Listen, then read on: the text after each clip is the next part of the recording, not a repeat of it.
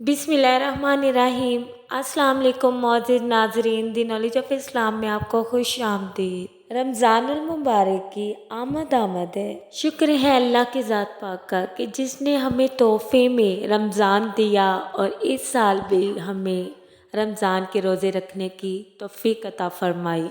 लाखों करोड़ों बार शुक्र है अल्लाह का कि हमें इस साल भी माह रमज़ान तक पहुँचाया। हज़रत अबू हुरैरा रज़ी अल्लाह ताला अन्हा से रवायत है कि नबी करीम सल्लल्लाहु अलैहि वसल्लम ने इरशाद फरमाया कि जिस शख्स ने ईमान के जज्बे से और तलबे सवाब की नीयत से रोज़ा रखा तो उसके पिछले गुनाहों की बख्शिश हो गई।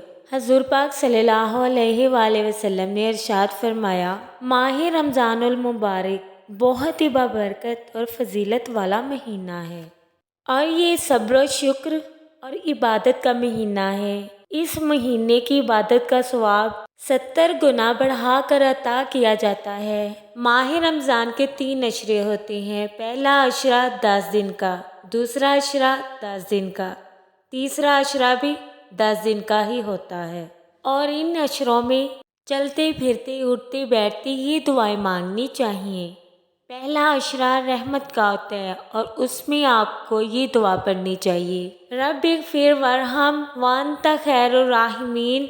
और रमज़ान का दूसरा अशरा मग़फ़िरत का होता है और दूसरे अशरे में हमें ये दुआ मांगनी चाहिए, अस्तग़फ़िरुल्लाह रब्बी मिन कुल्लि ज़ंबि व अतूबु इलैह। और तीसरा अशरा जहन्नम की आग से पनाह मांगने का होता है, उसमें हमें ये दुआ पढ़नी चाहिए, अल्लाहुम्मा अजिरनी मिनन्नार।